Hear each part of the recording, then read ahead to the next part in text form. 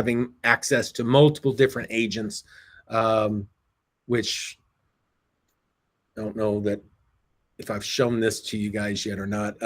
This one is where you can set up, and this is not complete yet, so bear with me just a second here. Click on that. Basically what I'm doing here is allowing you guys to set up multiple different AI assistants, AI agents, what they call them. But each one of them have different roles, different functions. How do they talk? What's their objective? What do they do? What tools do they have access to? What can they do for you?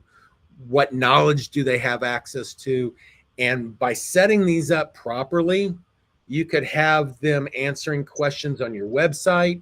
You could have people calling in and, asking questions based off of what is known, not giving any false information, making sure that they try to set appointments, schedule appointments for you, listing appointments, and then ultimately even sending out reminders, making reminder calls for upcoming appointments. Hey, John, just to let you know, Mary's going to be coming your way at 2:00 on Thursday.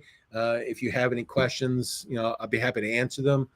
No, it's good. Okay. Hope everything is going good with you. We'll see you then. And then, it can communicate, but answer questions and not just be a voicemail type thing. It's a useful object, that a useful assistant that can do things that's beyond the traditional voicemail. But that's coming. It is it's actually working. It's just taking time. I want to make sure it's perfect before, not necessarily perfect, but more perfect than it is before we actually release that.